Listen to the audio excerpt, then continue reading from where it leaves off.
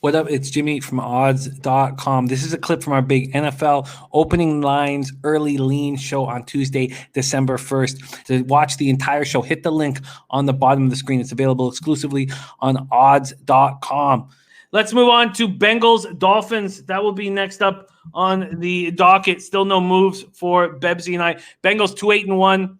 0-5-1 away. Miami Dolphins 7-4, 3-2 at home. Hard Rock Stadium, Miami Gardens, Florida. 71 Fahrenheit, partly cloudy. 9 miles per hour is the wind. This total opened up at 42.5 at Bet365. It's now at 42. There is a 41.5 on the board. Miami is 11.5 point favorites. Bengals lost their first game playing without Joe Burrow. Third straight overall, 19-17 setback at home to the Giants. They put up just 155 yards of offense.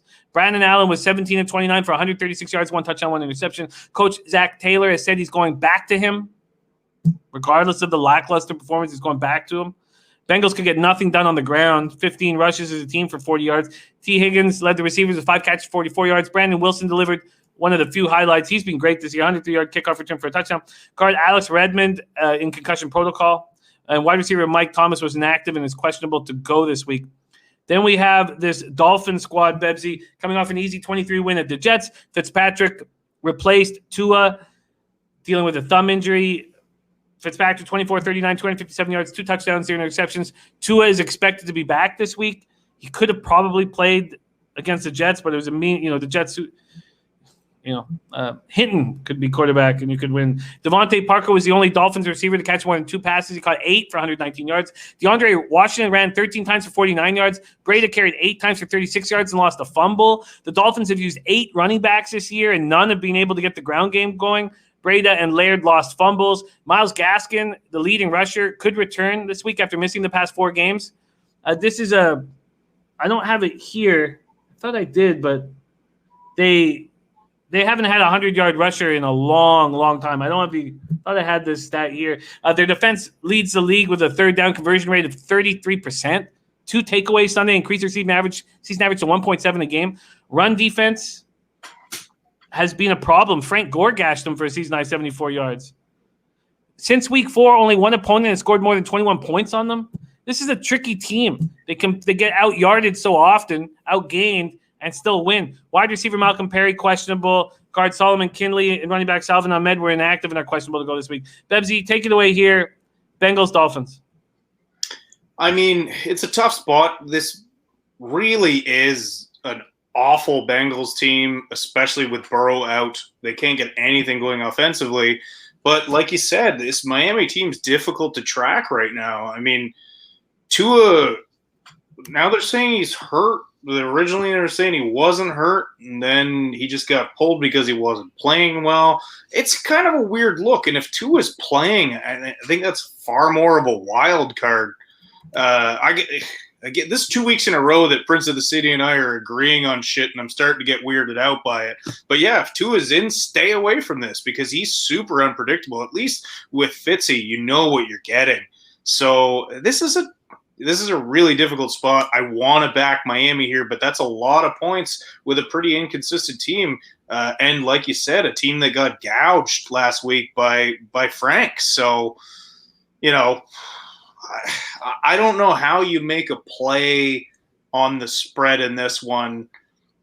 And yeah, again, like Prince said, two is in. I'm staying far away from this because I can't figure that guy out yet either. He looked abysmal his first game. He looked incredible his second game. Then he came back down to earth and he was benched and then later hurt. It doesn't make any sense to me. Yeah, I don't want the Dolphins. In fact, I don't want the Dolphins either, and it's looking like 100% of the bets are coming in on Cincy right now. But how do you back Cincy? Oh, that's how bad they are. I find that so difficult to believe. Is that facts? I mean, I have 83% of the cash on Miami and 90% of the tickets on Miami. So we're looking at different places then.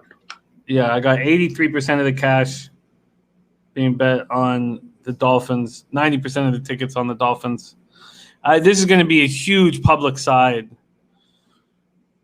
I expect This even could be a Bengals play. This even could be a Bengals bet. As crazy as that looks.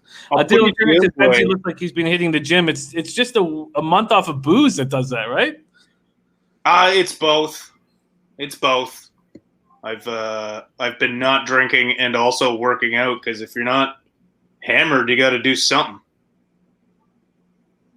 I agree, Bertie. The Bengals aren't going to be able to score. If the Bengals aren't going to be able to score, I mean, how many points can the Dolphins pick up? They get no yards. Unfortunately, this total is in a really nice spot at 42. I expect Brandon Allen to have a better game. Unlike the other spots where we have quarterbacks playing their second game, I think a lot of them are going to get hurt and not be as good as their first game. But not Brandon. I think he's better. But that's easy to say when a guy throws for 136 yards. I mean, that's just a stupid thing to say, I guess. I'm interested in these Bengals. I really am. I really am. And there's no reason to move now. I bet you I could get a better line if I wait. I think you got to say that out loud to yourself again. I took the Bengals over the Titans. It was an easy casher. You did, and that was a savagely clairvoyant pick, and I was blown away by that. But that was a Joe Burrow-led Bengals team. No, that's absolutely right. It made this. Well, then I'll pass at this point. This total is just too tight. Too tight. And I wonder, let's see where the money's going on the total. 52% of the cash on the over, 70% of the tickets on the over. I hope the money goes to the over. Jimmy, the problem is the Bengals, since Joe Burrow has gotten hurt, have done absolutely nothing offensively. No, I hear you. Nothing. Yeah. No, I hear you. I'm certainly not going to move on the Dolphins. I'm going to leave this as a question mark. I've got time to think on the Bengals here, but I do not want the Dolphins here. And if Tua is playing, I might move on the Bengals first half, because I wouldn't be shocked if Tua does nothing for a half and the Bengals are leading, that we see Fitzy in the second half. I think I'm not sold on Tua right now, but the Dolphins defense is excellent. Okay, there we go. There is this. Look at this third down conversion rate of 33%. Let's just take a quick look. I know you guys want to move on from this game, and we humming off for too long. I apologize. That's my fault. But let me just see what the. I guess we don't have a team totals yet. Interesting. No team totals up for this spot. No team totals up for most of these games after the Wednesday. Interesting. Okay. All right. Let's move on here. Still no moves for either of us. Well, I'm on the Steelers first half. Oh, sorry. You're absolutely right. Steelers first half, and I am going to be. Does that even count? No, it does. It does count. It does count.